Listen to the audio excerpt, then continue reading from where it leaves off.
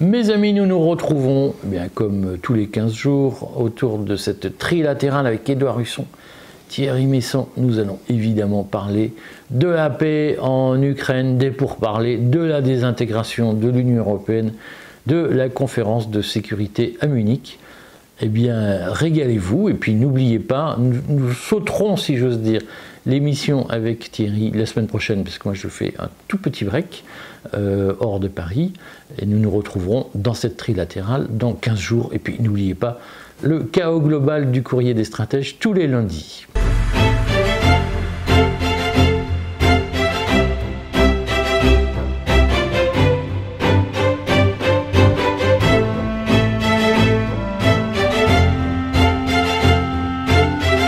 Thierry, bonjour. Bonjour. Édouard, bonjour. Bonjour Eric. Alors cette émission tombe à point nommé, puisque aujourd'hui même, nous avons deux événements majeurs. C'est les pourparlers à Riyad, en Arabie Saoudite, entre les délégués américains et les délégués russes sur l'avenir de l'Ukraine, et les pourparlers, ou en tout cas le mini-sommet élargi cette fois, mini-sommet élargi de l'Union européenne, des Européens, à l'Élysée pour essayer de concerter une stratégie de riposte européenne à l'initiative américaine de faire la paix sans les Européens. Alors, ce que je vous propose, c'est que vous commenciez par nous faire un point de l'actualité telle qu'elle s'est déroulée depuis cette fameuse conférence de Munich dont nous avons déjà parlé dans le courrier des stratèges dans Chaos Global lundi, avec ce discours de Vance qu'on ne cesse de discuter, d'interpréter et de disséquer, et le courrier s'est exprimé là-dessus. Est-ce qu'on peut refaire rapidement, avant de débattre, un point de l'actualité depuis cette conférence de Munich, qui s'est tenue le même jour que les annonces de Trump sur la paix en Ukraine, tout ce qui s'est passé dans un temps extrêmement serré depuis cette date. Qui veut commencer? Alors, la parole est à Thierry. Voilà, les États-Unis sont venus à la conférence de sécurité pour dire aux Européens, si vous n'êtes pas capable, si vous avez peur de vos propres électeurs, nous ne pouvons rien pour vous. Et ça, c'est exactement ce que 18 ans plus tôt, dans la même conférence, Vladimir Poutine était venu leur dire. Donc Vladimir Poutine aujourd'hui, à l'époque il était un homme très bien, aujourd'hui il est vécu comme un horrible dictateur. Et M. Vance, aujourd'hui, enfin il y a quelques jours, il était présenté dans la presse européenne comme un homme d'extrême droite. Aujourd'hui, il est le vice-président des États-Unis, très respectable, mais il dit la même chose que la Russie. Enfin, il est critiqué quand même dans la presse mainstream, dans la presse subventionnée, comme un extrémiste, etc. Il est critiqué parce qu'il a passé une demi-heure à insulter tout le monde, donc il est critiqué. Mais ce qu'il a dit n'est pas très original. Il a dit les gouvernements européens ne tiennent pas compte de ce que pensent leurs citoyens. Bon. Et nous avons vu le président de la conférence de la sécurité pleurer après ce discours. Donc c'est un choc pour les élites européennes, dont les scribouillards des quelques journaux subventionnés qu'on nous présente comme le centre de la presse. Mais donc, ce qui se passe aujourd'hui, c'est que, tout le monde le sait, les États-Unis vont faire ce qu'ils disent depuis 15 ans. Ils vont se retirer du continent ouest européen et centre européen, et ils vont se diriger vers l'Asie.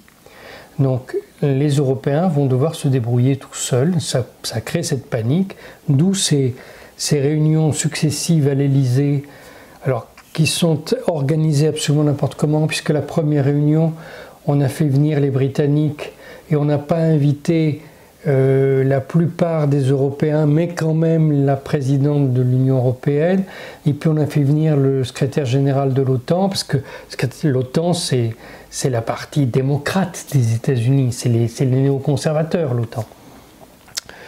Donc voilà, on a réuni tout le monde et bien sûr on n'a rien décidé. Alors on va se réunir à un plus grand nombre pour encore ne rien décider. Oui, il n'y a pas grand-chose à ajouter. Je pense qu'on exagère en disant que le discours de Vance est aussi important que celui de Poutine en 2007 à Munich. En revanche... Tu veux dire, Thierry exagère? Non, ça a été dit beaucoup depuis vendredi sur un certain nombre de réseaux sociaux. En revanche, je vois bien le lien que l'on peut faire entre les deux discours, c'est-à-dire que les États-Unis reviennent avec Trump à une stratégie d'intérêt national. C'est d'ailleurs, on va en reparler tout à l'heure, c'est d'ailleurs ce sur quoi Lavrov a beaucoup insisté dans le commentaire qu'il a fait après la rencontre de Riyad. Et alors, je comprends la panique des représentants de l'Union européenne, parce qu'en fait, on revient, c'est peut-être un des points que je veux développer aujourd'hui, on revient à l'ordre westphalien, on revient à l'idée que ce sont les États souverains qui parlent entre eux, qui ont des épreuves de force, qui essayent de les résoudre, ce qui d'ailleurs a existé pendant la guerre froide. Hein. La guerre froide était très westphalienne par beaucoup d'aspects. Et j'imagine que pour quelqu'un comme M. Macron, qui a fondé toute sa carrière présidentielle sur la notion de souveraineté européenne, ben ça doit être dur de constater deux choses. D'abord que les États-Unis de Trump n'accordent pas beaucoup d'importance à cette notion de souveraineté européenne, puis surtout qu'elle n'existe pas, puisque ce qui s'est passé lundi au mini-sommet de l'Elysée, c'est que Mélanie a dit que c'était pas une bonne idée d'envoyer des troupes, c'est que les Polonais ont dit c'est peut-être une bonne idée mais on va pas le faire, c'est que l'Allemagne a dit c'est une très mauvaise idée, de toute façon on est en élection, et c'est que la Grande-Bretagne a dit on le ferait bien mais on attend quand même la rencontre entre notre Premier ministre et le président Trump. Donc avec ça, Macron se retrouve Grosjean comme devant, mais en fait c'est la fin, je pense, de cette illusion sur la supranationalité et le multilatéralisme. Quand il y a 10 ans on disait que la souveraineté des États restait le vrai fondement des relations internationales, on était vu comme un extrémiste. Aujourd'hui on est en train de devenir mainstream. De ce point de vue, ce que je vous propose, c'est qu'on aborde d'abord la question de l'Ukraine et du règlement du conflit en Ukraine. En Europe, il y a eu, en France en tout cas, dans la presse subventionnée, il y a eu, et dans la caste, il y a eu de nombreuses critiques sur « mais Trump commence une négociation en lâchant déjà des concessions ». Et notamment en annonçant qu'il n'y aura pas de retour aux frontières officielles de l'Ukraine et que, en gros, Zelensky va devoir faire des élections, ce qui ne manque pas d'être amusant puisque tous ceux qui se prétendent démocrates aujourd'hui en Europe expliquent que les élections en Ukraine, c'est quand même une demande exorbitante. Est-ce que vous partagez ce constat que Trump a lâché et n'aurait pas dû lâcher avant même d'avoir commencé les négociations? Est-ce que je peux faire une remarque liminaire avant de laisser la parole à Thierry? C'est que l'Ukraine n'a été qu'un des sujets évoqués à Riyad. Et dans l'ordre, moi je me fie sur l'assez longue conférence de presse de Lavrov à son retour en Russie, dans l'ordre, ça n'est pas le premier sujet. On en reparlera peut-être tout à l'heure. Le premier sujet, ça a été l'apaisement des relations entre les diplomates.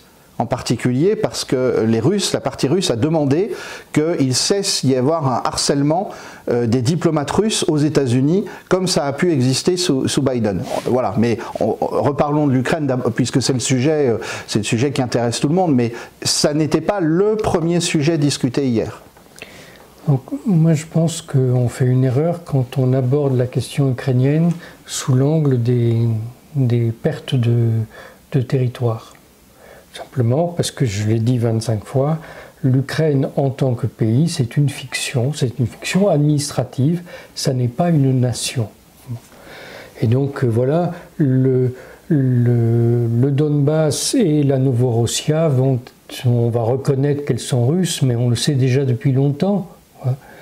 Et il n'y a pas toute la Novorossia qui sera reconnue comme étant russe. Les Russes ont droit encore à quelques territoires de plus. Mais il y a quand même eu un peuple ukrainien qui a précédé la nation russe. C'est ce que disent les Ukrainiens aujourd'hui. Bien sûr, il n'y a pas de doute. Mais ce peuple ukrainien n'a aucun rapport avec le territoire que nous appelons l'Ukraine aujourd'hui. C'est tellement évident historiquement. Je ne vois pas comment on peut continuer à raconter ces stupidités. Mais est-ce que tu penses qu'il était de bonne loi de la part de Trump d'annoncer, quoi qu'il arrive, avant les négociations, que l'Ukraine devrait faire des concessions territoriales? Ben oui, parce que voilà, il a enfoncé la porte et maintenant on peut parler des vraies choses qui fâchent. Ce n'est pas du tout ça le problème. Et d'ailleurs, il n'y avait pas ces conquêtes russes. En fait, ils ont retrouvé leur territoire. Hein.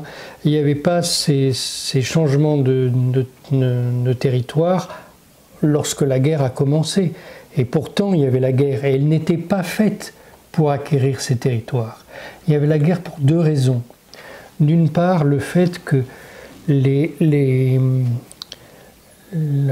défense de la Russie suppose, c'est pas quelque chose que j'invente, ça suppose qu'il n'y ait pas d'armée extérieure à ses frontières. Les frontières de la Russie sont gigantesques, elles ne sont pas défendables. C'est pas comme chez nous du tout. Donc, la Russie, depuis l'effondrement du mur de Berlin, n'a pas cessé de négocier pour qu'il n'y ait pas d'avancée de l'OTAN à l'Est et en Europe centrale. Bon. Ça a été tout le débat lors de la réunification allemande, ça a été ça. On se demandait si les troupes de l'OTAN auraient le droit d'être dans l'Allemagne de l'Est ou pas. C'était ça le sujet des négociations. Bon. Alors maintenant, les troupes de l'OTAN, elles sont en Pologne. Bon, c'est complètement invraisemblable cette chose-là. Donc c'est ça dont on va discuter. Et l'autre sujet qui a été évoqué par le président Poutine quand il a lancé l'opération spéciale militaire en Ukraine, c'est la dénazification de l'Ukraine.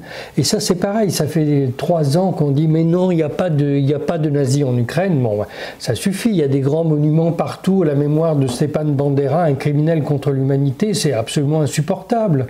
Bon.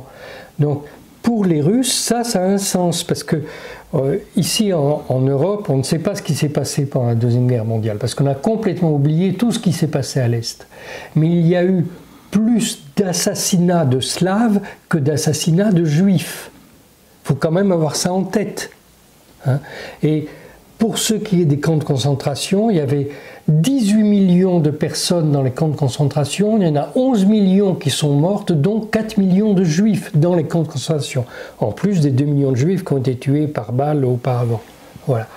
Donc, les Russes, quand on leur parle de la Deuxième Guerre mondiale, ils pensent les nazis sont des gens qui voulaient assassiner nos grands-parents et qui souvent l'ont fait.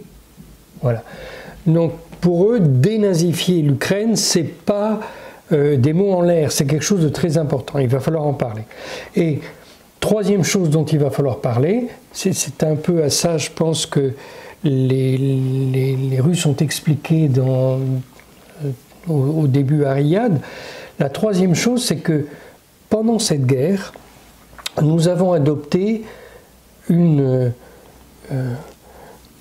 chose complètement invraisemblable dans notre esprit. Nous pensons aujourd'hui que les Russes ne sont pas européens. Alors, ce sont des Asiatiques avec qui nous ne pouvons rien partager. Mais moi, je me souviens que Voltaire était plus heureux à Saint-Pétersbourg qu'à Paris, que Voltaire était autant russe qu'il était français. Voilà. Édouard, alors, peut-être aussi nous parler de Catherine II de Russie. Je pourrais, mais Thierry vient de défricher le terrain, donc c'est parfait.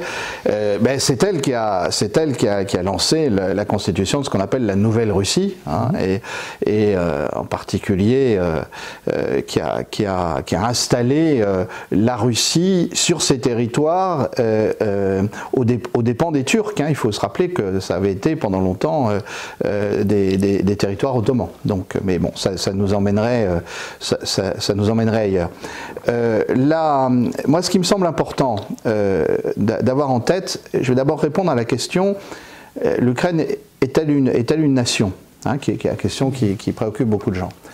Alors, moi j'étais en Ukraine il y a une vingtaine d'années, et j'ai parlé avec des gens du Donbass.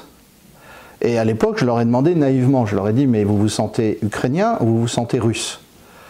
Et à l'époque, leur réponse était intéressante, ils disaient, non, non, nous sommes ukrainiens, mais ne nous demandez jamais de faire la guerre contre nos frères russes. Bon. Il se trouve que j'ai gardé des contacts avec une ou deux de ces personnes, et qu'aujourd'hui, ils disent, plus vite on redevient russe, mieux ce sera. Donc, alors, ça veut dire quoi? Ça veut dire que l'Ukraine aurait pu exister comme État souverain indépendant, à une seule condition. Ça aurait été que les États-Unis et l'Europe de l'Ouest reconnaissent que l'Ukraine n'avait pas à choisir entre eux et la Russie, qu'elle devait avoir des relations avec les deux, et que sortir de la neutralité, c'était le meilleur moyen de faire éclater l'Ukraine. Ce qui se passe d'ailleurs dans des conditions absolument dramatiques depuis 3 ans, en fait depuis 2014. Et je rappelle quand même qu'en 1991, l'Ukraine avait 52 millions d'habitants, et il n'y a pas eu de recensement, mais on pense aujourd'hui qu'elle a moins de 30 millions d'habitants. Parce qu'il y a des millions d'Ukrainiens qui ont émigré soit en Europe de l'Ouest, aux États-Unis ou au Canada, soit en Russie. Donc il faut avoir ça en tête. Alors ensuite, sur la question des frontières et de ce qu'a dit Trump, je pense qu'il ne faut jamais oublier que Trump a 78 ans et qu'il sait qu'il n'a qu'un mandat.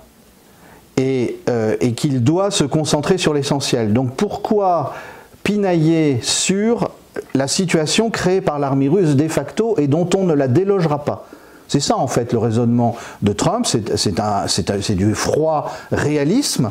Moi je crois qu'il vaut mieux poser la question à tous les experts européens, aux politiques européens. Comment avez-vous pu penser qu'en ne négociant pas avec la Russie depuis 2 ans et demi, vous alliez sauver le maximum de territoire ukrainien?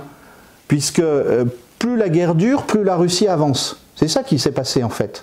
Et alors on me dira au début ils étaient allés jusqu'à Kiev, ils se sont retirés, ils sont un peu retirés de Kharkov, ils se sont un peu retirés de Kherson. Mais c'est des trucs classiques dans la stratégie russe, c'est quand ils ne sont pas en position de force, ils se retirent et puis pour mieux avancer après. Mais on savait que plus la guerre durait, plus il y aurait de territoires qui passeraient sous... je vais dire les choses directement, sous occupation militaire russe, peu importe savoir si c'était des terres russes à l'origine ou pas, et donc en plus il y a eu des référendums, je ne m'interroge pas sur leur légitimité, mais qui ont dit que les 4 oblasts étaient devenus de la terre russe.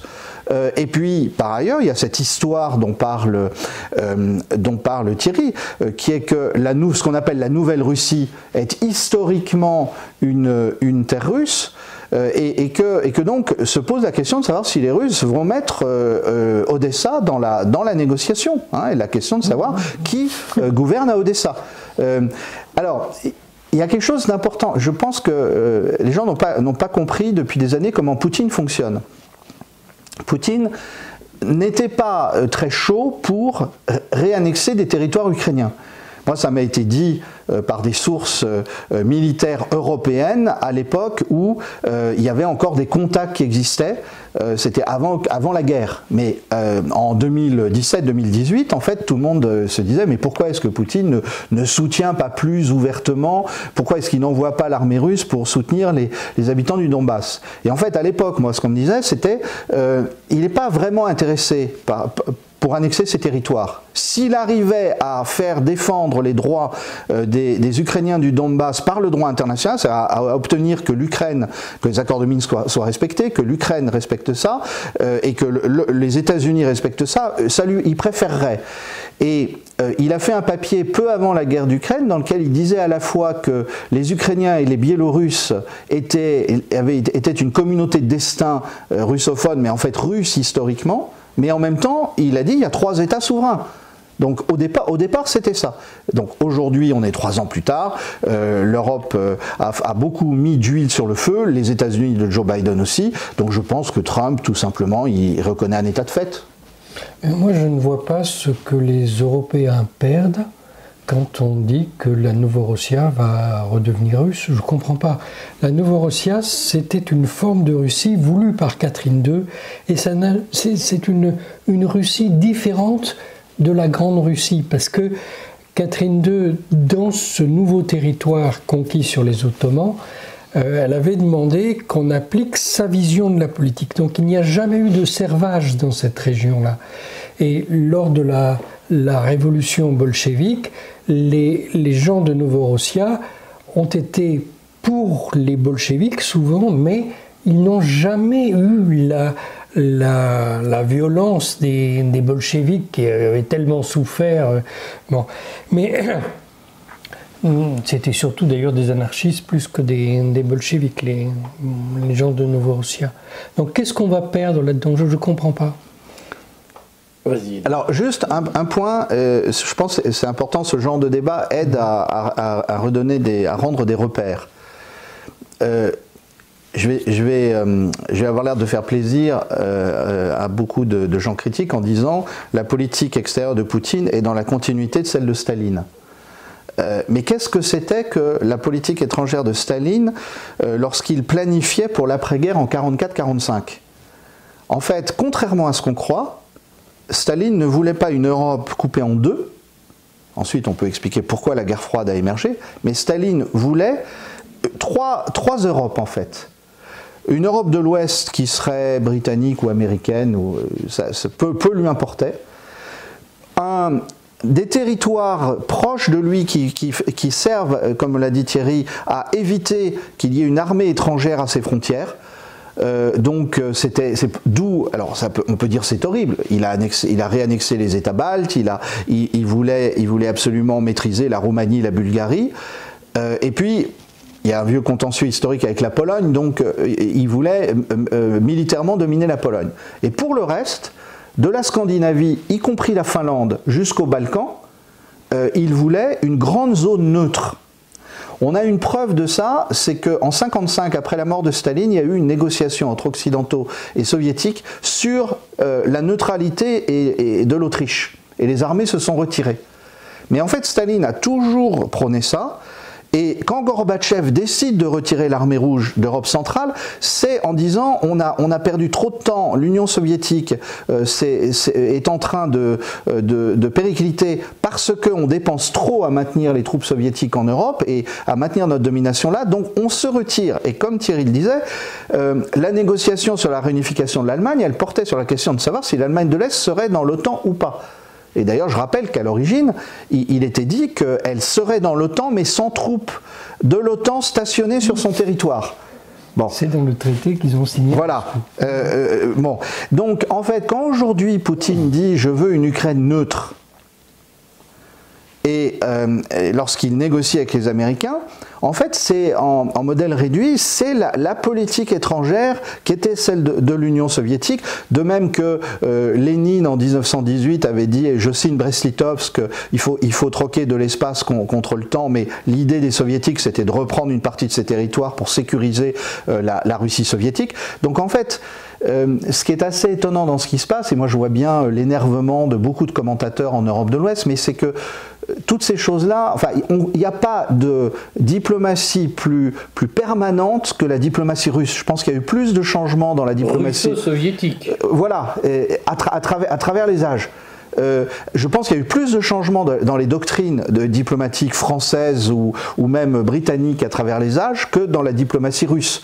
Et ça, il faudrait se le mettre en tête parce que ça facilite ensuite les négociations. Il y a une petite remarque, il y a quand même une rupture lorsque Brejnev, qui était ukrainien et qui n'était pas russe, a, au nom de l'Union soviétique, décidé que les États alliés de l'Union soviétique ne pouvaient pas avoir d'autre système économique que le sien. Donc ça, tout d'un coup, il y a eu un impérialisme très particulier de Brejnev qui a duré jusqu'à Un peu avant, c'était remis en question un peu avant Gorbatchev, mais ça durait jusque-là. Mais justement, est-ce que ce que vous dites sur la permanence d'une certaine diplomatie depuis les tsars jusqu'à aujourd'hui en passant par l'Union soviétique, est-ce que ça ne justifie pas les discours et les craintes de dirigeants baltes, de dirigeants polonais, qui disent mais si nous n'avons plus la garantie de sécurité américaine, c'est-à-dire si les Américains annoncent qu'ils n'interviendront pas en Europe en cas de conflit avec la Russie, entre nous et la Russie, est-ce que vous n'êtes pas en train d'expliquer qu'ils ont raison d'avoir peur? Parce que dans le système bilatéral westphalien que Édouard décrit, au fond, la Pologne va se retrouver à huis clos avec la Russie, les États baltes aussi, et on sait que dans la permanence que tu décris, il peut y avoir la tentation d'une pression militaire russe directe sur ces pays. Enfin, ce que dit la Pologne, c'est pour vous les Français, c'est facile de parler de tout ça, mais nous, on les a juste devant nous. Et les relations entre la Russie et la Pologne sont quand même teintées d'un long drap de douleur et de souffrance. Donc, est-ce que, au fond, vous n'êtes pas en train de justifier les discours de ces États qui disent on ne peut pas s'en sortir si les Américains ne sont pas présents sur notre sol? Moi, je pense que les dirigeants d'Europe centrale et des pays scandinaves, lorsqu'ils parlent de la Russie, vivent dans un cauchemar, mais qui est dans leur tête et qui n'est pas dans la réalité. Bon, je comprends, il y a un contentieux qui vient de la politique de Brejnev, mais je ne crois pas que ce contentieux vienne de toute la politique de la Russie, pas du tout. D'ailleurs, quand on va dans ces pays-là, les gens avec qui on discute, qui sont âgés, qui connaissent l'histoire, ne disent pas du mal de la Russie. Ce sont... en fait, j'ai l'impression que c'est plutôt des questions de génération sur le regard qu'ils ont sur la Russie. Alors d'abord, je tiens à rappeler que pratiquement tous les gardiens des camps d'extermination nazis, c'était des Baltes. Ce n'étaient pas des Allemands. Certains Baltes sont allemands. L'été avant les expulsions massives. Oui, d'accord. Bon. Mais c'était des Baltes, effectivement, ce que veut dire, Thierry. Ce que je veux dire, c'est que le contentieux n'est pas forcément ce que l'on croit. Et aujourd'hui, quand on voit les musées qui construisent dans ces pays-là, c'est du révisionnisme historique parfait. Ce qu'ils racontent, ça n'est pas l'histoire, puisqu'ils expliquent que les soviétiques ne les ont pas libérés des nazis, mais sont venus les occuper. Alors c'est vrai que les soviétiques ont été très brutaux, mais ils ne sont pas venus pour les occuper au départ, ils sont venus vraiment contre les nazis. Bon. Et pour ce qui est de... Excuse-moi, je vais te couper encore. Ils sont venus contre l'armée allemande. Je sais que nous avons souvent ce débat, mais ceux qui occupaient les États baltes, l'armée présente, c'était la Wehrmacht, c'était pas les nazis. D'accord, mais ceux qui faisaient peur aux soviétiques, c'était les nazis. Alors ils utilisaient l'armée allemande, donc les soviétiques, quand c'est comme ça, ils cassent tout. Donc ils s'en prenaient à l'armée allemande. Mais c'est à cause des nazis qu'ils ont lutté contre l'Allemagne. Et pour ce qui est de la Pologne, la Pologne, c'est un État où le peuple et les élites sont vraiment très différents. Je dirais que c'est pire qu'ici. Mais bon, aujourd'hui, vous avez toutes les élites polonaises qui sont favorables à l'alliance avec les États-Unis. Alors, c'est différent selon que c'est un peu la droite ou la gauche chez eux, mais bon, disons que les partis traditionnels sont violemment pour les États-Unis et contre tout le monde. Et par contre, l'actuel gouvernement est plutôt pour les États-Unis avec l'Allemagne, parce que Tusk, c'est un ancien ami d'enfance de Madame Angela Merkel. Hein. C'est son histoire personnelle qu'ici on ne connaît pas. Mais cette haine qui existe vraiment dans ces pays vis-à-vis de la Russie n'a pas du tout les raisons que les gens ont en tête. Mais je voudrais quand même reposer ma question et de répondre en faisant l'avocat du diable.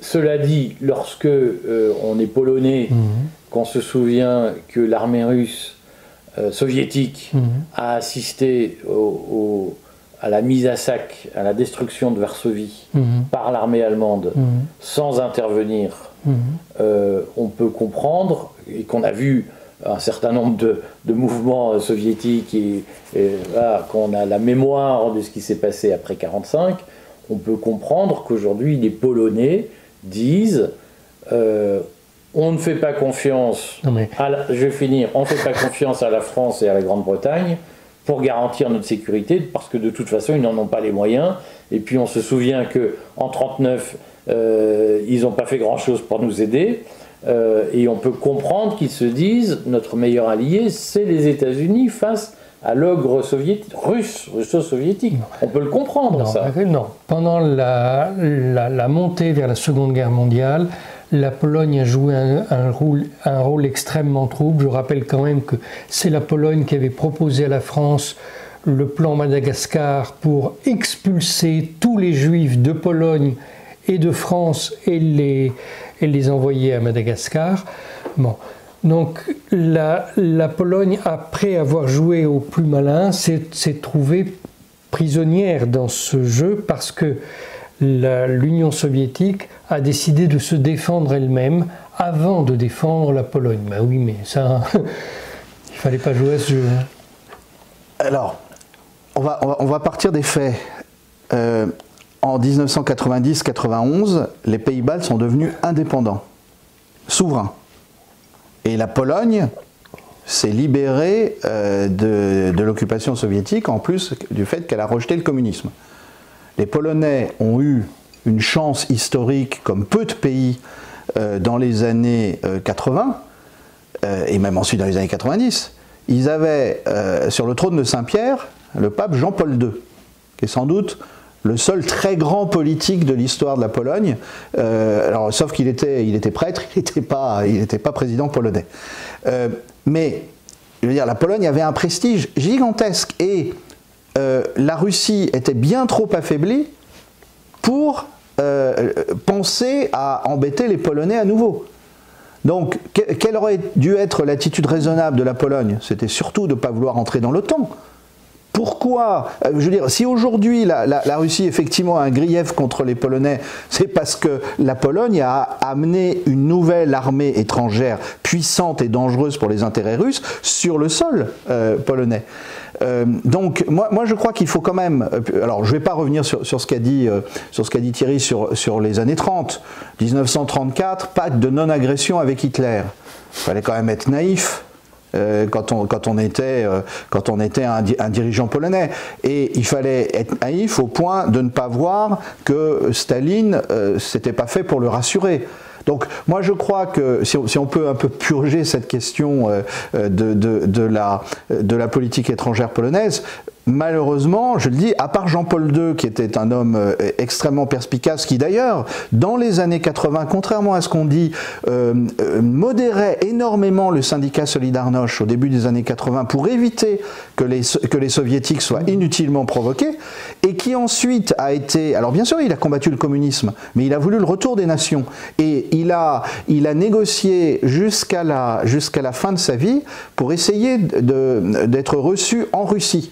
Et en fait, Poutine, puisque c'est lui qui aurait pu à la fin donner l'accord au début des années 2000, n'a pas pu aller contre la méfiance du patriarcat de Russie qui hésitait à recevoir un pape polonais. En revanche, ensuite, quand c'était Benoît XVI, c'était très avancé, puis Benoît XVI a démissionné. Pour ça qu'il n'y a jamais eu de visite de pape en Russie, mais le pape François a rencontré le patriarche de Russie à Cuba en 2016, si je ne me trompe pas, 12 février 2016. Bon, je fais ces parenthèses-là pour montrer qu'il y a des facteurs historiques très anciens qui jouent. Aujourd'hui, objectivement, qu'est-ce que les pays d'Europe centrale ont gagné à s'aligner à 100% sur la politique américaine de Joe Biden concernant l'Ukraine? Finalement, quel est celui qui va très bien s'en tirer? Ça n'a pas été le cas de Viktor Orban. Et c'est ce que j'allais dire. Celui qui va s'en tirer, vraisemblablement, dans la conjoncture actuelle, c'est Orban. Parce que Orban n'a jamais eu peur des soviétiques. Le 16 juin 89, il a demandé même, il a été le seul, il avait 26 ans, il a demandé publiquement que les troupes soviétiques quittent le territoire hongrois. Il fallait avoir du culot à cet âge-là. Et donc, il a traité en défendant les intérêts de son pays. Il voulait garder le gaz russe, c'était son droit. Hein, et il voulait, si possible, ne pas l'acheter au prix où d'autres l'achetaient quand il était revendu par l'Inde à cause des sanctions. Bon, essayons un peu de dépassionner toutes ces questions de politique étrangère. Moi, je maintiens, Poutine est extrêmement légaliste, donc ce qui lui importe, c'est le respect de la souveraineté des États. Et à partir du moment où les Baltes protègent leur minorité russe et ne font pas venir des troupes américaines sur leur sol, quelle raison a la Russie d'agresser les Baltes? Comme le disait Thierry, la Russie, elle a un gros souci qui se trouve en Asie. Alors Asie centrale, mais surtout en Asie orientale. Elle a le poids de la Chine, qui est un poids économique, mais qui est un poids démographique. Le fait que les Russes soient très amis avec les Chinois actuellement et qu'il y ait une alliance stratégique, c'est largement le résultat de la politique européenne, il faut quand même le rappeler, mais ça n'est pas parce que cette alliance stratégique elle est stable actuellement que les Russes ne sont pas inquiets sur le fait qu'ils n'ont que 150-160 millions d'habitants et qu'ils ont en face d'eux 1,4 milliard de Chinois qui après tout un jour pourraient se dire que la Sibérie c'est bien intéressant. S'il n'y a pas assez de Russes pour la peupler, pour l'exploiter. Donc moi je ne comprends pas, concentrons-nous sur la France puisque c'est ce qui doit nous intéresser, je ne comprends pas que la diplomatie française n'ait pas cette longue durée historique en tête. Le premier danger pour la Russie, ce sont les États-Unis, ils l'ont montré avec la guerre d'Ukraine. Le deuxième danger, c'est un danger de moyen terme et de long terme, c'est la faiblesse démographique de l'occupation russe des espaces sibériens et extrême-orientaux. Bon, voilà, c'est ça les préoccupations profondes de Poutine. Ensuite, s'il pouvait avoir la paix avec l'Europe, il préfère la paix avec l'Europe parce que c'est plus facile. Alors, je vais quand même là aussi faire l'avocat du diable, mais moi j'entends les Britanniques dire nous sommes prêts à constituer une force européenne à condition que les États-Unis soient en troisième ligne, c'est-à-dire qu'on ne veut pas rompre la garantie de sécurité apportée par l'armée américaine. Et dans le même temps, on entend Donald Trump effectivement dire ça ne nous intéresse plus et nous ne ferons plus le job. Ça peut être quoi la réponse européenne à ça, qui est de dire maintenant vous êtes seul face à une grande puissance militaire qui a des armes hypersoniques que vous n'avez pas, que nous n'avons pas en Europe. Nous en avons beaucoup parlé sur le courrier. Il y a une supériorité militaire russe de façon assez caustique d'ailleurs ou drôlatique. La presse subventionnée a passé son temps à dire que l'armée russe ne valait rien. Sauf qu'on voit aujourd'hui qu'elle fait peur à tout le monde, donc on n'est plus à une contradiction près, mais raisonnablement, si on veut pouvoir peser dans des stratégies de pression, on voit que Trump n'hésite pas à faire pression pour avoir le Groenland.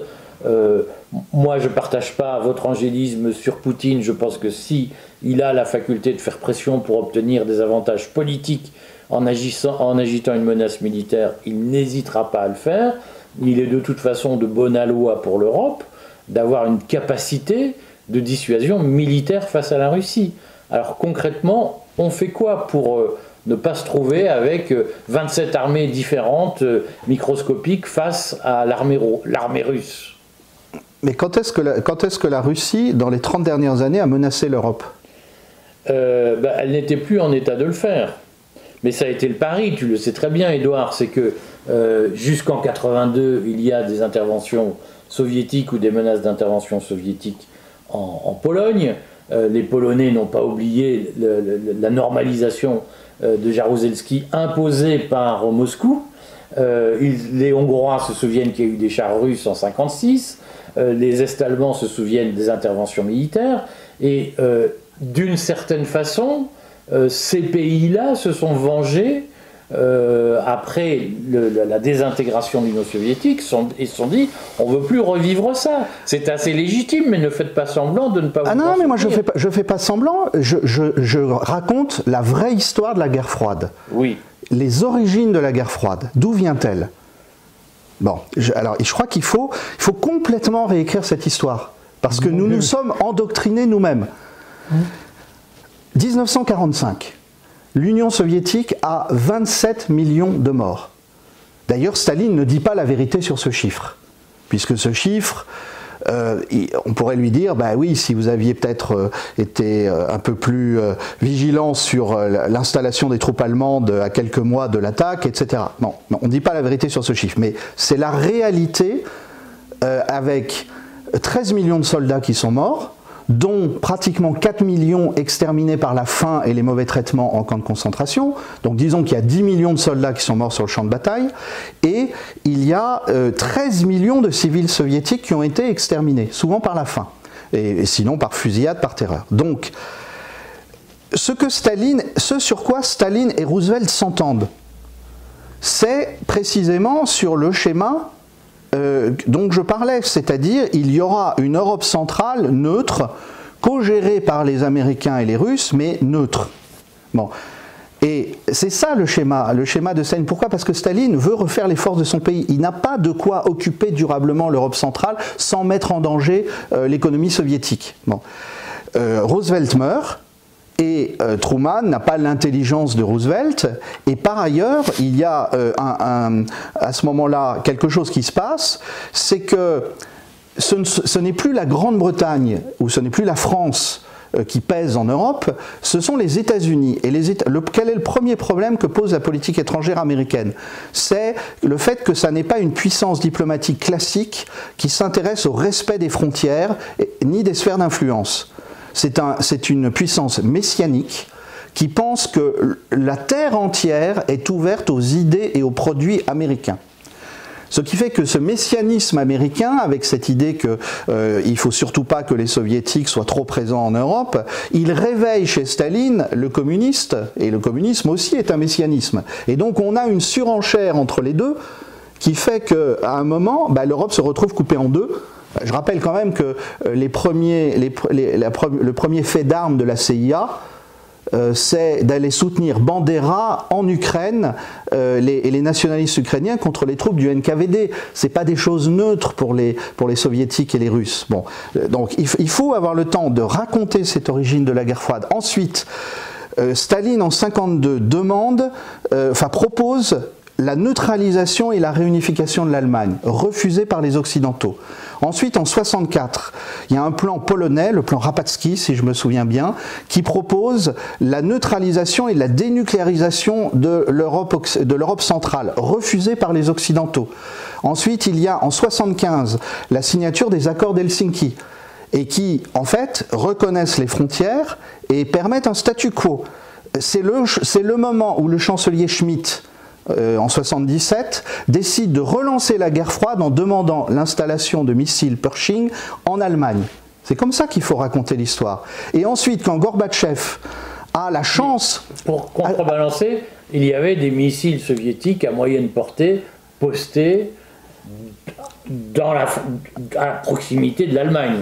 En compensation d'un retrait des troupes soviétiques, d'une diminution des troupes soviétiques en Europe centrale, parce qu'il avait fallu en mettre à la frontière chinoise, puisque les Américains agitaient la Chine contre... L'affaire des missiles Pershing, c'est aussi une garantie de sécurité que les Allemands de l'Ouest demandent, parce qu'il y a un déploiement de missiles nucléaires à moyenne portée soviétiques c'est surtout, qui menacent leur territoire. C'est surtout une volonté américaine d'éviter que l'Europe prenne son autonomie. C'est toujours la même histoire. On ne dit pas ça. Ce que je dis, c'est que, c'est ce que je dis. Dans l'affaire, s'il y a des déploiements de missiles nucléaires ou des demandes de déploiement de missiles nucléaires, c'est en riposte à un déploiement soviétique que tu reconnais toi-même. Non, il y a remplacement des SS-4 par les SS-20, qui sont des missiles plus modernes. Et de plus longue portée. Non, de même portée, mais plus rapide et plus moderne. Et il y a à ce moment-là déplacement de troupes conventionnelles soviétiques vers la frontière chinoise, parce qu'à l'époque, il y a un risque de guerre entre l'Union soviétique et la Chine. Oui, mais ce qui est important de dire, c'est que c'est pas l'Allemagne qui unilatéralement a dit tiens, on va relancer la guerre froide. C'est qu'on est dans un contexte. C'est la thèse que je défends. On est dans un contexte militaire où, si tu es responsable, chef d'État, tu te dis j'ai une menace nucléaire qui pèse sur mon territoire, je dois pouvoir y répondre. La menace ne change pas. La menace ne change pas. C'est pour ça que la France s'est dotée d'une arme de dissuasion nucléaire. Rappelons-le. Jamais. Ne faisons pas croire que, à un moment donné, nous avons des agneaux en face de nous. Mais le sujet n'est pas là. Le sujet. Un peu quand même. Mais non, pas du tout. Le sujet, il est que ceux qui mettent en danger l'indépendance de l'Europe depuis 1945, ce sont d'abord les États-Unis. C'est ça qu'il faut avoir en tête. Et que, évidemment, l'intérêt des États-Unis, c'est de nous faire croire que la plus grande menace, c'est la menace russe ou soviétique. C'est ça, moi c'est la vision que je défends. Ensuite, on peut ne pas la partager, mais c'est la vision que je défends. Le sujet, moi je regrette, parce que quand je t'écoute, j'ai l'impression qu'on fait un concours de quel est le plus gentil, quel est le plus méchant. Maintenant, mets-toi en position d'être un responsable européen, qui ils sont aujourd'hui à la tête d'États qui bénéficient de ce qu'on appelle le parapluie nucléaire américain. Les Américains disent, on ferme le parapluie, vous n'y avez plus accès. Et vous avez face à vous une armée qui s'est modernisée, qui bénéficie d'importants crédits, qui est dotée d'un armement qui peut nous frapper du jour au lendemain. En tant que chef d'État, est-ce que tu peux entendre que les gars se disent il faut quand même qu'on ait une stratégie? Mais si on avait décidé de dissoudre l'OTAN en 1990, on n'aurait jamais les problèmes qu'on a actuellement. Parce que la Russie est européenne. Parce que la Russie a été membre du Conseil européen pendant 3 siècles. La question, c'est pas est-ce que la Russie est européenne ou pas. La question, c'est, Édouard, tu sais très bien, je le redis, que si nous nous sommes dotés d'un parapluie, de notre propre parapluie nucléaire qui ne vaut que ce qu'il vaut, c'est parce que nous avons toujours considéré que notre indépendance en tant que puissance supposait qu'on soit militairement existant. Mais tous azimuts, absolument. Pas simplement vis-à-vis de la Russie. Mais Charles de Gaulle ne pensait pas que la Russie était l'ennemi. Il pensait au contraire. C'est pas le sujet de la Russie. Non, mais il pensait. Non, c'est pas ça. Dommage. Il pensait au contraire que l'ennemi le plus probable, c'était le Royaume-Uni et les États-Unis. Oui, sauf que ce soit les Américains ou les Russes, tout le monde, lorsqu'on est responsable, se dit que pour être une puissance respectée, il faut une armée dissuasive. Oui. Voilà. Et la question aujourd'hui est de savoir, alors, à tort, et j'ai suffisamment combattu l'atlantisme, et je le combats suffisamment, en tout cas la vassalisation par les États-Unis, pour n'avoir aucun problème avec... il faut une indépendance vis-à-vis des États-Unis. Je n'ai pas de problème. Mais est-ce que vous pouvez entendre qu'à un moment donné, un certain nombre de pays comme la Pologne sont dans une position où ils se disent les Français, ils ont leur tête nucléaire, ils sont à l'autre bout de l'Europe, ils ne bougeront pas le petit doigt, et ils nous l'ont montré par le passé, pour nous défendre. Qu'est-ce qu'on fait ? Mais ça me paraît... La question, c'est pas est-ce que Poutine est gentil ou pas. La question, c'est une demande, une question légitime de la part d'un chef d'État que de se demander ce qu'il fait dans une situation pareille. La question n'est pas de savoir qui est gentil, qui est méchant.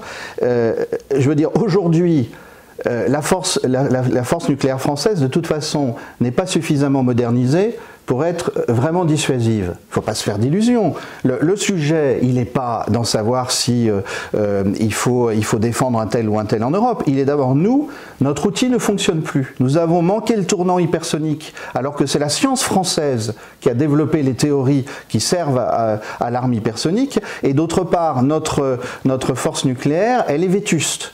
Et on vit, y compris, je dis ça, y compris les sous-marins nucléaires, je sais que tout le monde est persuadé que nous sommes invulnérables, c'est faux. Alors là, si on veut se placer en termes militaires, les Russes le savent très bien. Donc si nous décidons de provoquer la Russie alors que nous ne savons pas nous défendre, c'est une attitude idiote. Et J'ajoute que pour moi, il y a une différence essentielle, je l'ai toujours dit, entre la Russie et les États-Unis, c'est que la Russie est un membre historique du concert européen, les États-Unis sont un produit de l'histoire européenne, mais ne sont pas européens. Ils n'ont pas d'intérêt en Europe, pour nous. Je veux dire, ils peuvent jouer éventuellement contre l'Europe, ce qu'ils ont fait régulièrement. Ceux qui ont abattu le nazisme, ce ne sont pas les Américains. Les Américains, ils ont mis le gros de leur effort sur le Pacifique. C'est les Soviétiques. Est-ce qu'aujourd'hui, nous considérons que, comme on aime bien Poutine, finalement, on accepte d'être affaibli? Je me fiche de Poutine. C'est pas ce que j'ai entendu. Mais est-ce qu'on se dit, on accepte d'être affaibli et d'avoir, au fond, une armée qui ne fait peur à personne? Et donc, nous serons à la merci de toutes les pressions politiques possibles, ou bien est-ce qu'on se dit, parce que nous sommes gaulliens, que nous voulons être capables de discuter au moins d'égal à égal un minimum avec les États-Unis comme avec Poutine, et à ce moment-là, qu'est-ce qu'on fait? Mais nous sommes bien d'accord. Puis après, je laisse la parole à Thierry. J'ai trop parlé. Non, mais c'était un beau morceau. Bravo. Non, mais actuellement, nous sommes sous la pression maximale des États-Unis. Et si la Russie voulait faire pression sur nous, elle ferait une pression maximale. Poutine nous méprise aujourd'hui. Il méprise Macron.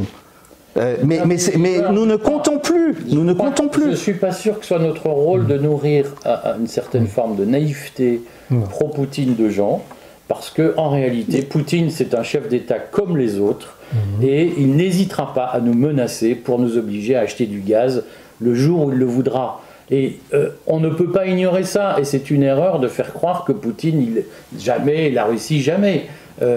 Voilà, moi je pense que si la France veut être capable de défendre ses intérêts, elle doit peser, et si elle veut garder son siège au Conseil permanent, elle doit peser face aux États-Unis comme face à la Russie. Qui a détruit Nord Stream? Mais non, mais... Qui veut nous imposer le gaz naturel liquéfié? Non, mais... Il y avait de très bons accords bon marché. Édouard, nous sommes tous les deux suffisamment grands pour ne pas faire 0 ou 1, et blanc ou noir. Oui. Les États-Unis, il y a aujourd'hui une guerre économique, énergétique, et on sait tous, et on l'a écrit suffisamment dans le courrier, c'est pour ça que je suis surpris que tu me poses dans la posture de quelqu'un qui aurait dit le contraire.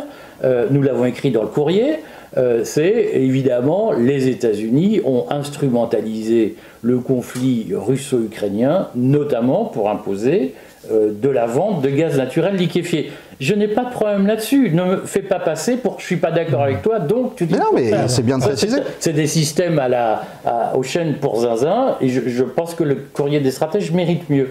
Voilà, maintenant, de même que les États-Unis ont une stratégie d'influence qui est fondée sur leur puissance militaire, bien évidemment que Poutine aura cette tentation de l'avoir, s'il n'a pas face à lui des pays européens capables de peser. Évidemment, et je crois qu'il ne faut pas faire croire aux gens que Poutine c'est le représentant du bon Dieu qui va défendre le bien contre les méchants Américains. Est-ce que j'ai dit ça? Tu tends à dire qu'à un moment donné, bien entendu, la Russie n'aura jamais de stratégie de menace vis-à-vis de l'Europe. J'ai dit actuellement, il n'y a pas de menace russe sur l'Europe. Actuellement, il n'y a pas de menace russe sur l'Europe.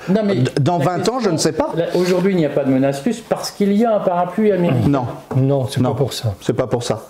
Je vous trouve très téméraire dans vos affirmations. Et aujourd'hui... Maintenant, moi, je suis polonais, je ne partage pas votre vision, et je me dis, le jour où j'ai plus le parapluie américain au-dessus de moi, je suis face à Poutine, qu'est-ce que je fais? Et je trouve étonnant que vous n'entendiez pas que cette question, en tant que Français, elle peut nous paraître hurluberlu, mais en tant que Polonais, bien entendu que c'est une question naturelle, et je crois qu'on ne gagne pas à ne pas écouter les gens. Pardon.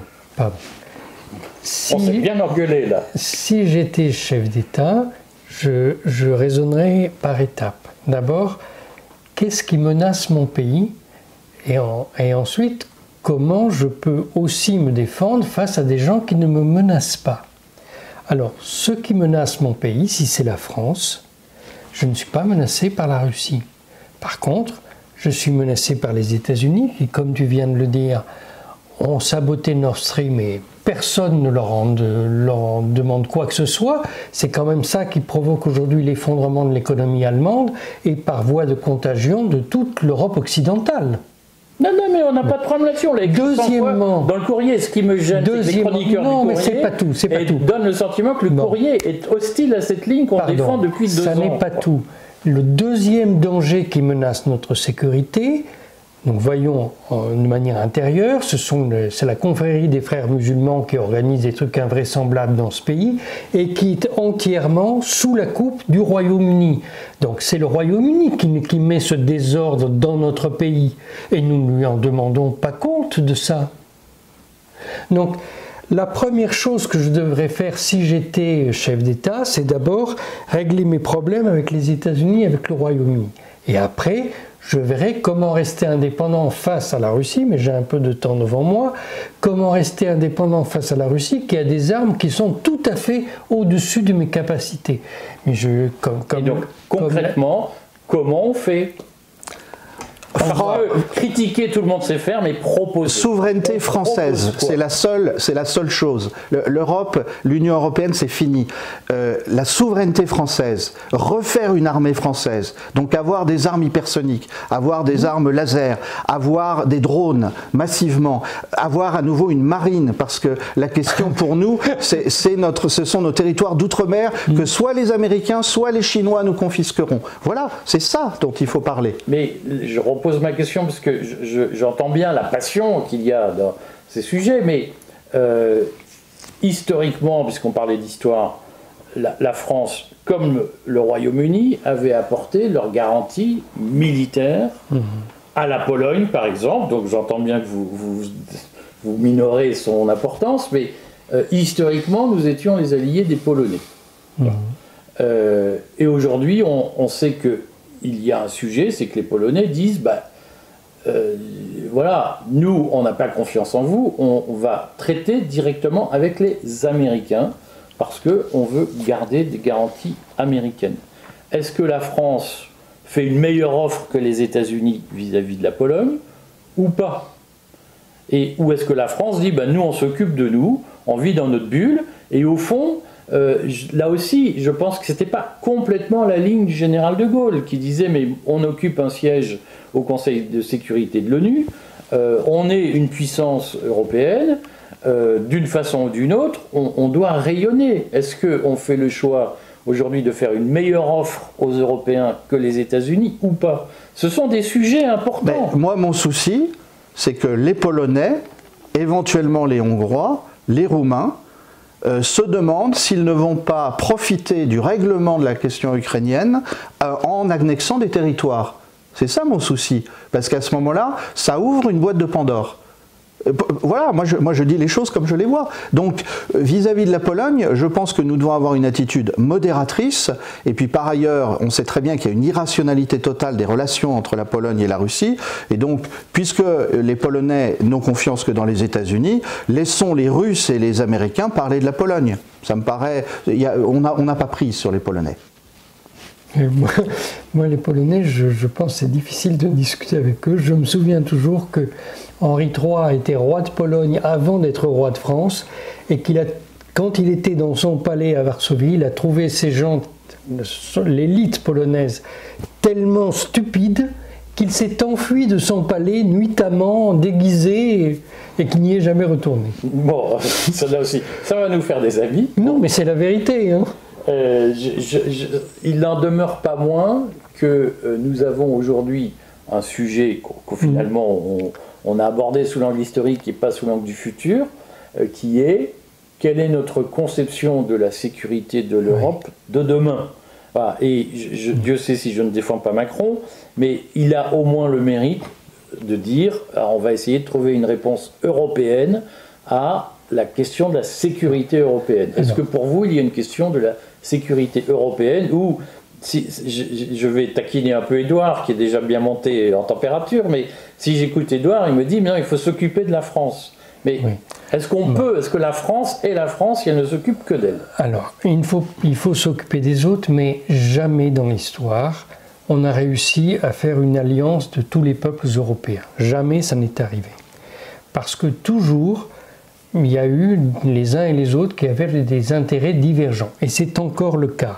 Et c'est particulièrement le cas au sein de l'Union européenne où tout le monde part dans son coin en crachant au visage des autres. Ce que nous avons fait avant-hier en faisant cette réunion à l'Élysée et en disant que nos partenaires européens n'avaient pas le droit d'y être représentés, qu'on allait décider à leur place. Donc c'est pas de cette manière-là qu'on va faire une défense européenne, contrairement au désir de M. Macron. Ce sont de purs désirs, ça ne se fait pas comme ça. Puis on ne fait pas la défense européenne en ayant le secrétaire général de l'OTAN qui assiste à la réunion. Bah oui. C'est pas une défense européenne.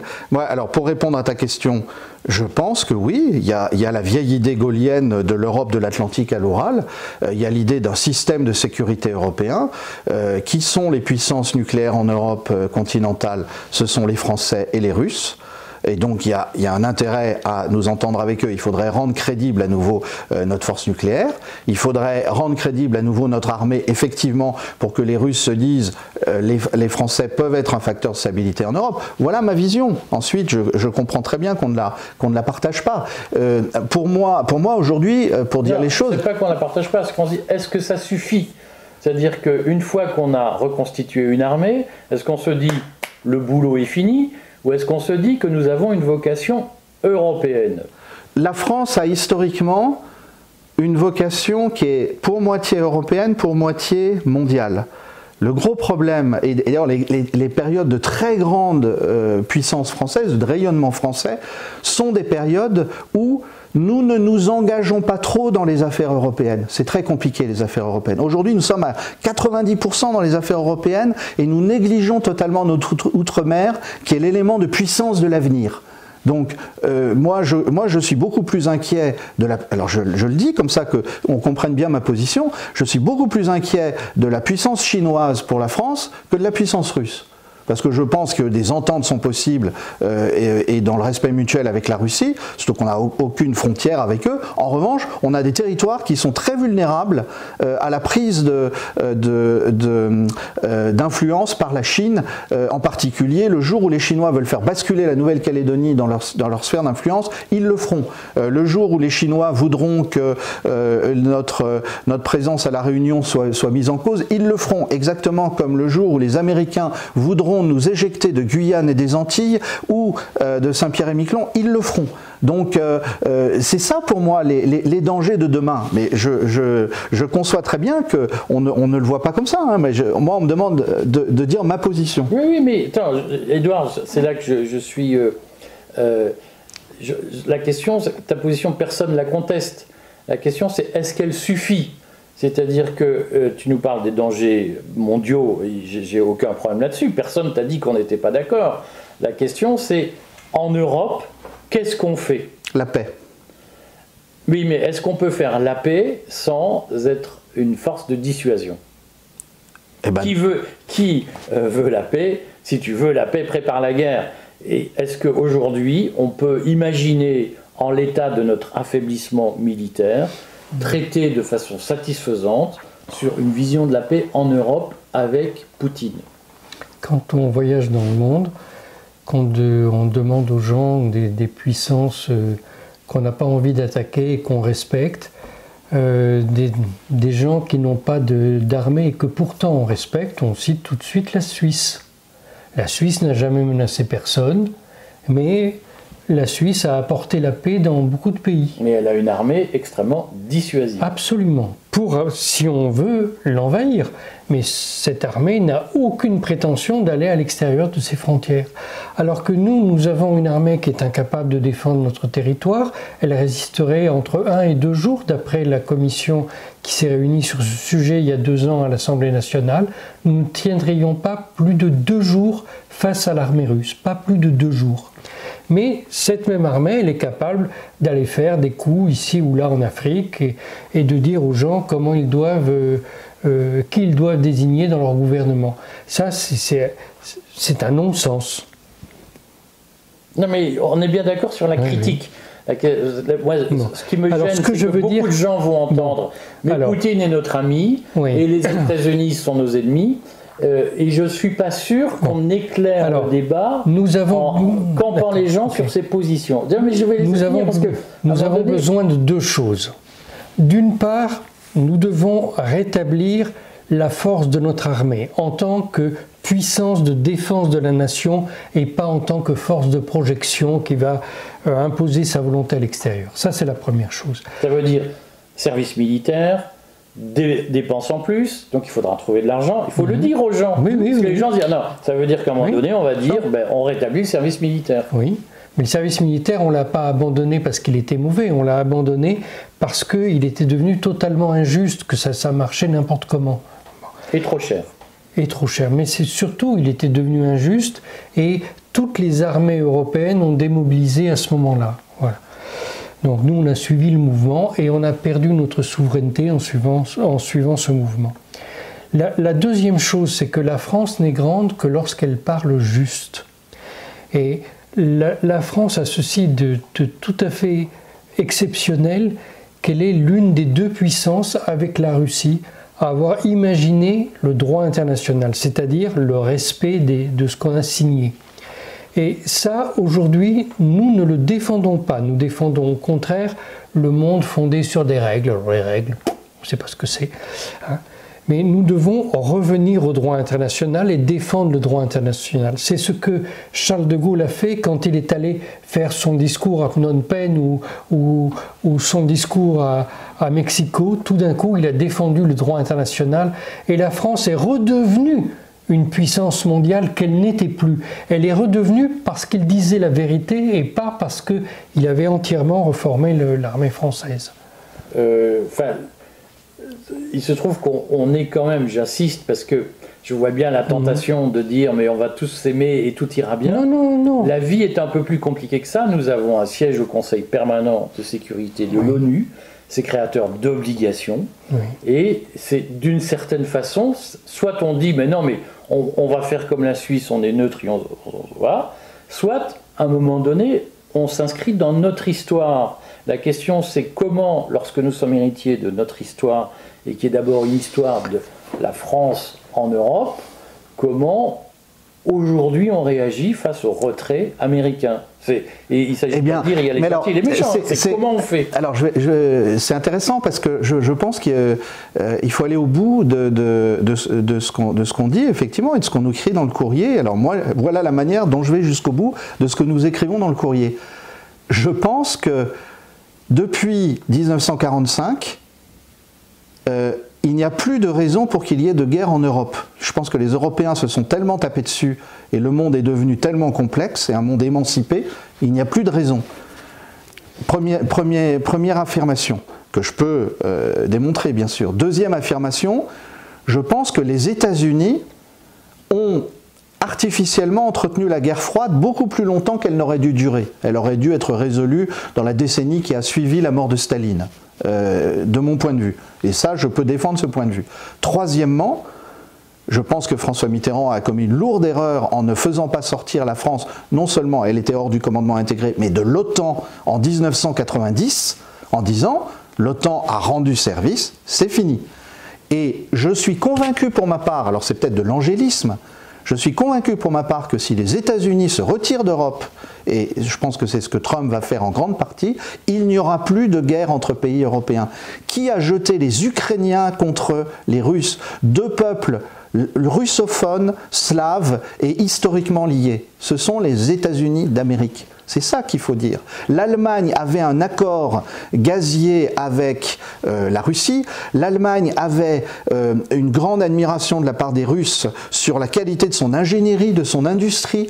Quand un pays comme la Russie, qui a subi les deux guerres mondiales, plus le communisme, aspire surtout à se développer économiquement. Peut-être que c'est de l'angélisme de dire ça, mais voilà ma vision que j'assume totalement. Je pense qu'en revanche, il y a des dangers qui peuvent venir d'ailleurs. Il y a la nécessité de se défendre, mais je crois que la France, il faut toujours se méfier. Il peut y avoir telle ou telle puissance européenne qui redevient dangereuse, mais essentiellement, les dangers viennent aujourd'hui d'ailleurs pour la France. D'où mon plaidoyer pour une souveraineté, un retour à la souveraineté, une armée dissuasive. Et effectivement, c'est pas forcément drôle parce qu'il va falloir faire des économies ailleurs pour avoir cette armée dissuasive. Nous sommes entièrement d'accord là-dessus. Et pas d'alliance avec des pays européens proches de la Russie.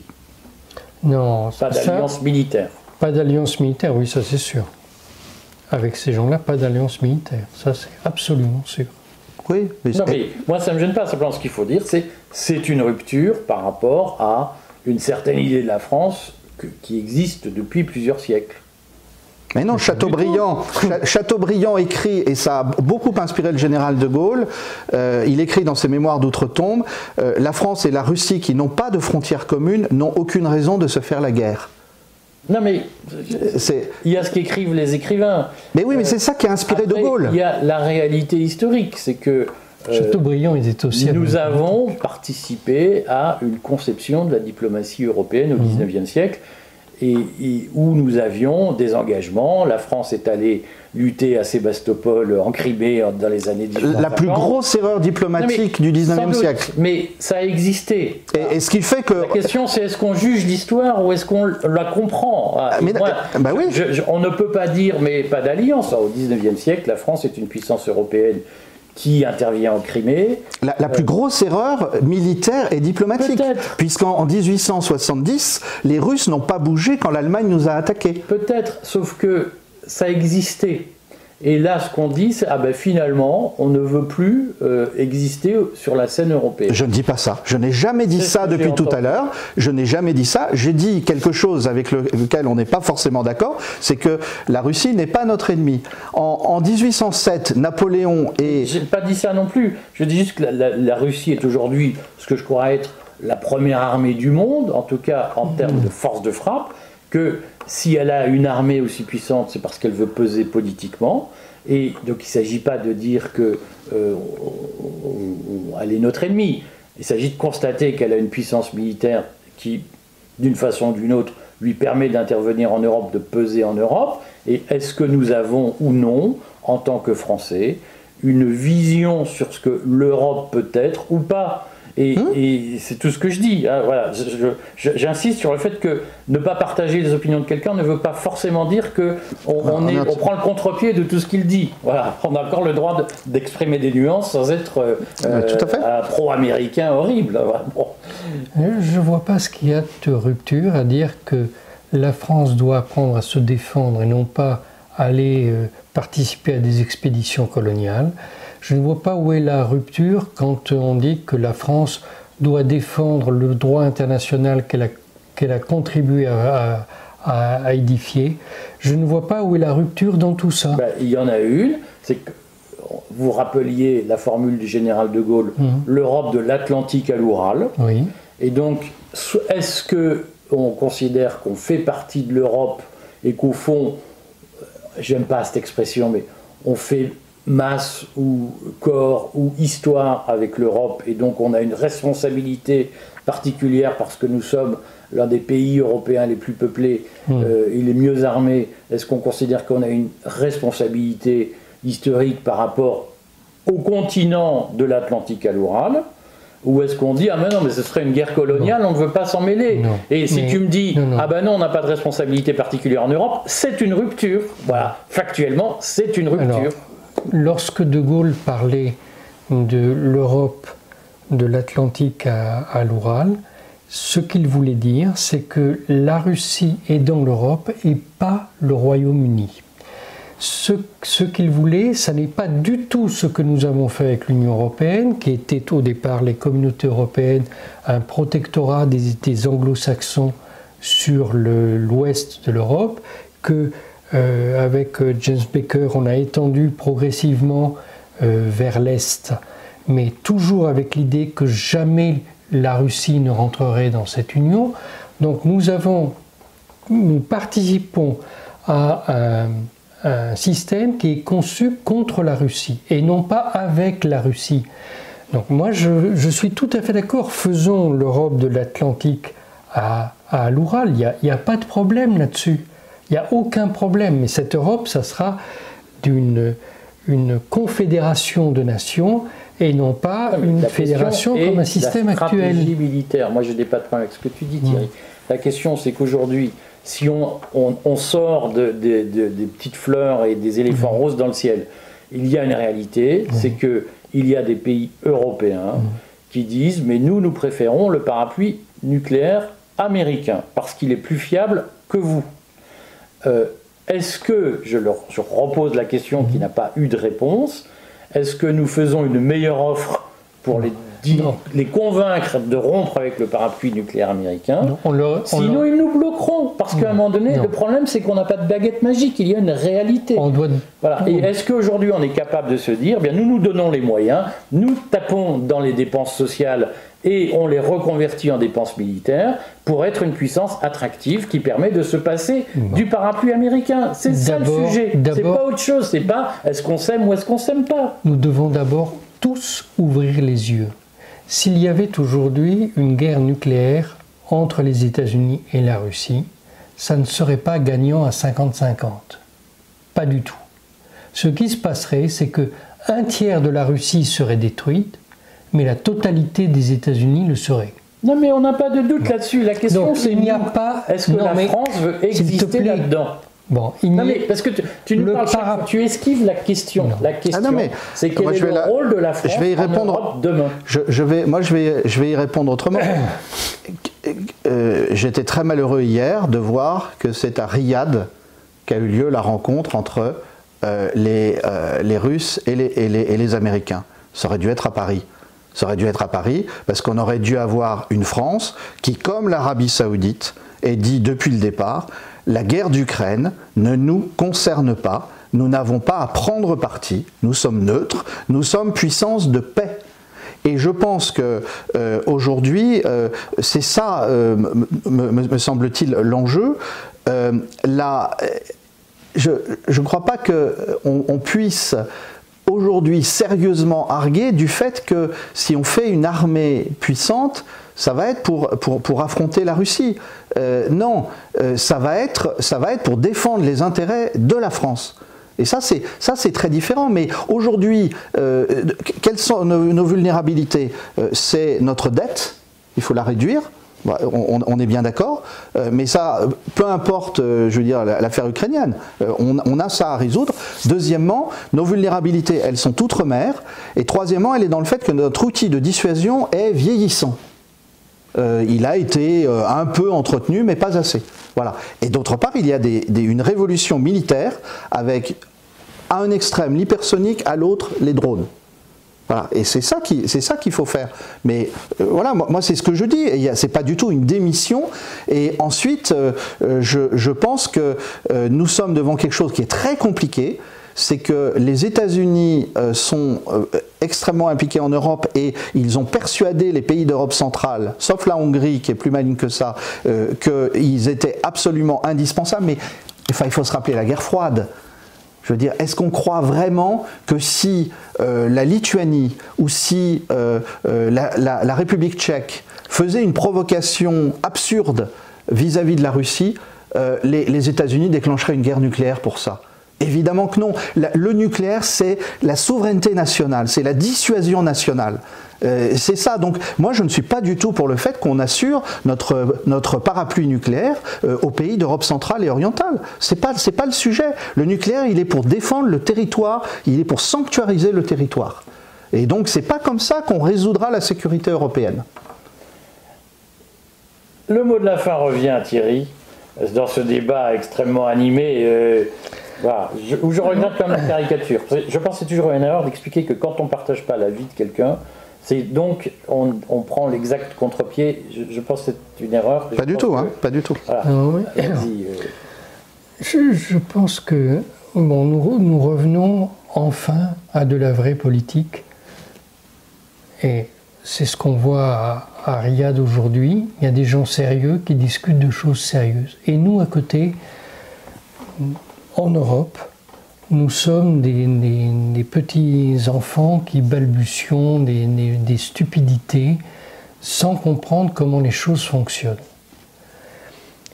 Bon. Si nous voulons redevenir sérieux, oui, bien sûr, nous devons avoir une armée capable de défendre notre pays. C'est en cela qu'elle sera dissuasive, ça n'est pas par rapport à nos prétentions à l'extérieur.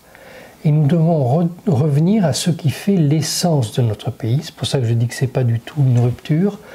Nous devons revenir au droit international.